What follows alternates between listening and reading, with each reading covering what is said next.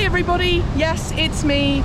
We're still on a road trip driving Winter's car from Boston all the way back to Portland. So Boston, Massachusetts, all the way back to Portland, Oregon. Today is our day off, the only day off we're taking, and we're here at Niagara Falls because we wanted to see the falls, and I've never seen them before and my partner's never seen them before. But that does mean that we're not going to be making any video content for the next couple of days. Everything you're watching right now has been pre-recorded. So over this particular vacation, maybe a working vacation, I've got some great content lined up for you, and today it's my buddy Nick from the UK, who is a really amazing guy. He's got a great amount of knowledge of the automotive industry in general, but particularly the world of electric vehicles. And Nick's going to talk to you today about why he thinks it'll be Volkswagen, not Tesla, that's going to win the market in Europe. Now, if you haven't already subscribed to his channel, I'll leave links below and you can totally go and subscribe to him, and you should. In fact, make sure that you do after he's finished his video. I think you'll enjoy it. He's a great guy, and he's even got almost identical set lighting to us, so take it away, Nick. Welcome to today's video. I'm Nick, and while Nikki is having a much needed holiday, I thought I'd explain to you how the leading force in America is currently Tesla, and also it's leading in Europe. But I think that crown may be taken off Tesla here in Europe at least by VW, and I thought we'd look into the reasons why I think that is. Now, before I get into why VW will dominate here in Europe, or before I get into how the European and North American markets are completely different, let me just get this straight out there. This is not a VW versus Tesla video or a Tesla versus VW video. I currently drive and own a Model 3 for work, and I sell and buy a whole host of electric vehicles as well as review them over on my YouTube channel. So why don't I think Tesla will dominate here in Europe? Well, it's got nothing to do with build quality. It's got nothing to do with the fact that currently Tesla are importing cars from China and Fremont to the European market, because both those issues are going to disappear with the Berlin factory, and Chinese built Model 3s are showing better build qualities than previous generations, but it's got nothing to do with those two issues. It's to do with size. Now, before you all start writing in the comment, yes, but Tesla is going to be bigger than VW, they're growing all the time, their stock price is through the roof. It's not to do with company size, it's to do with the size of vehicles that Tesla make.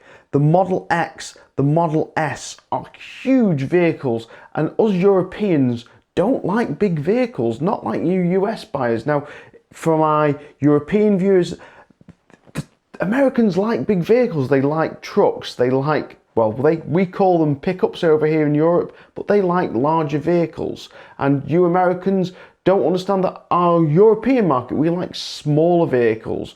And you might argue, yes, but Tesla make the Model 3 and Y, which are smaller vehicles. And these are definitely more popular here in Europe than the S and the X, but they are still huge vehicles on our roads. They are large vehicles. It is a segment of vehicles that is sold over here, and it does compete with other segments of sizes over here. But we prefer smaller cars like hatchbacks. In fact, stuff like the EV1, the very first electric car that was made by GM over there, that's the type of cars that us Europeans really like buying. VW, however, have been making small cars ever since they first existed. Their very first car, the Volkswagen Beetle, known as the People's Car, was designed to be small and affordable by the masses, which is exactly what it was. But why do Europeans prefer smaller cars?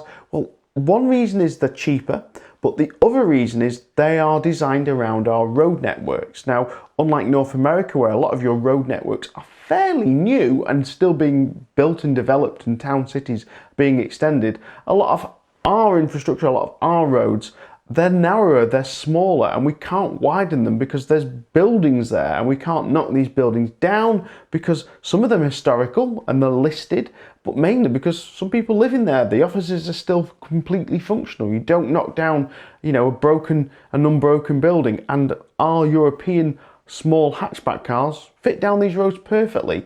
but a Model X, for example, wouldn't. And in fact, there's a road just up road from me where I actually live, and it's where I live in a countryside, and the road is too narrow to fit a Model X down. It is too narrow. It can perfectly work with any other European car. It works fine with the Model 3, to be fair, but it is too narrow for some Model X's and some Model S's, and that is basically where Tesla make the bigger money.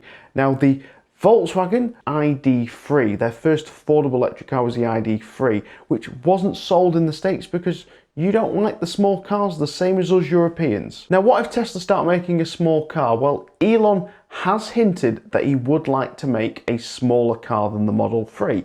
However, they still haven't produced the Roadster, they still haven't produced the semi-truck, and I can't imagine producing a small car, which is not popular over in the States and would only be popular here in Europe, is a huge priority for Tesla. I can imagine they've got other projects they want to rush forward first rather than work on a car that they would only sell in a very selective small market. Now, I say selective small market, we are a huge market, but for the number of factories Tesla has compared to Volkswagen, I can't see them concentrating that time to make that car for the European market. And that is another thing why VW will be king over here. VW have a lot of factories here in Europe, and we also have a lot of brands under VW. So, for example, we've got Seat, we also have Cupra, and we also have Skoda.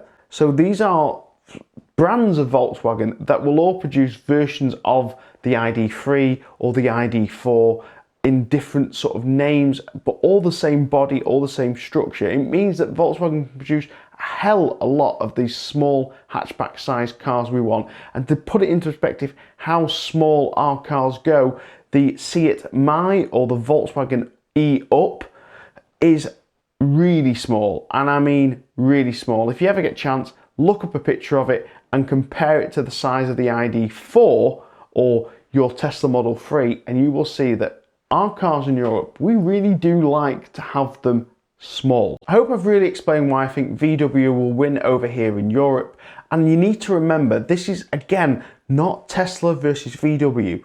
We all have to move to more sustainable transport. We can't carry on using gas-powered cars.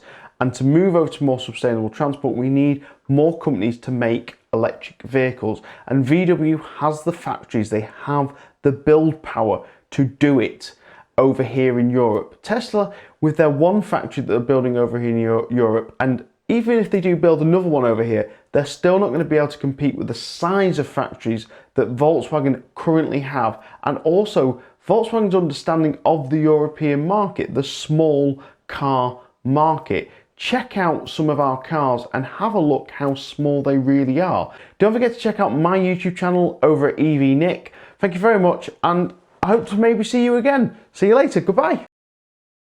Thanks, EV Nick. That was an amazing piece of thank you to EV Nick. If you haven't already subscribed to his channel, please do. I'll leave a link below. And as always, I'll be back with more great content. Goodbye from Niagara Falls. Kakite. See you next time.